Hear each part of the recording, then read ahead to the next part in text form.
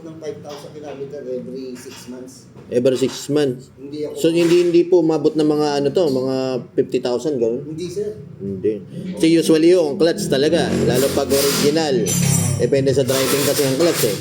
Minsan umaabot pa ng 200, 100. May nagko-comment pa nga minsan sir, ano eh, umaabot sila ng 300,000. 300? Oo, depende sa driving. Ito kasi kay sir, 3 years ago, nagpapalit siya. Oo. Tapos replacement. Replacement. Ngayon, ang issue niya, dragging, lakas ng dragging. Ngayon, may, pansinin nyo, makapal pa yan, pero nag-i-slide na rin to. Ayan yung pinagkaiba ng mga aftermarket ko. Kaya laging recommend ko sa inyo, original. Kaya ito, papalit na sir, original. Magkaiba po yung performance ng original sa aftermarket. Ayan, bakat nung ano nyo. Oh. Ayan, lakas ng dragging. Makapal po yan, pero dumudulas, taka nagdadrag.